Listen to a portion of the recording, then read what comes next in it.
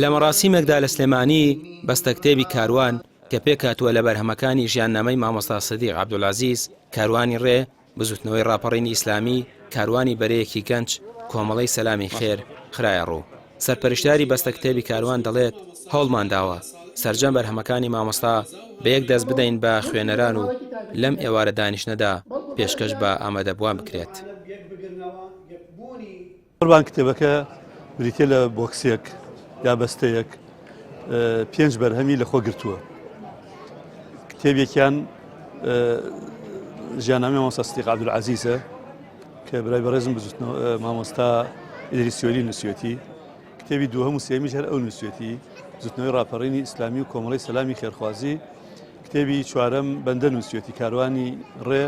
کتێبی پێنجەم مامۆستا ئیکرام کەریم نووسوێتی کە بریتە لە کاروانی بەرەیەکی گەنج.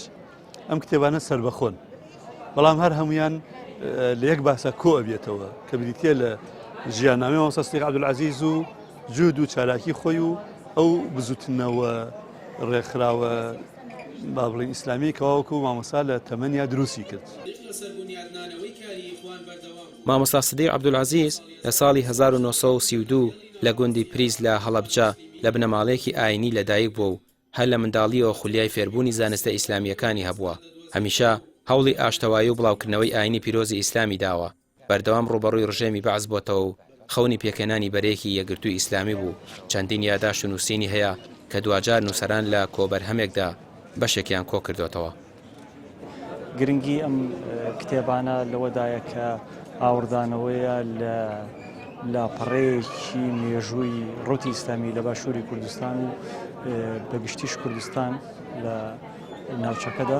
بۆیە گرنگە ئەم بابەتانە بنووسێنەوە، دۆکۆمنت بکرێن بۆ ئەوەی لە ناوچوون و فەوتان بپارێزیە و نەوەکانی داهاتوو بتوانن شەنکەوی ڕووداوەکان و ئاڵگۆڕەکانی مێژووی ئەم خۆناغەی باشووری کوردستان بکەن. توێژەران و نووسەران دەڵێن پێویستە گرنگی زیاتر بە ژیان و بەرهەمەکانی ئەم کەساتیانەی ڕابوونی ئیسلامی بدرێت و دەستنووس و کتێبەکانیان کۆ بکرێتەوە و هاوشەوی ئەم کۆبەرهەمانە چاپ بکرێن و لە فەوتان بپارێزرێن. ڕامیار عوسمان، کەناڵی پێام، سلێمانی.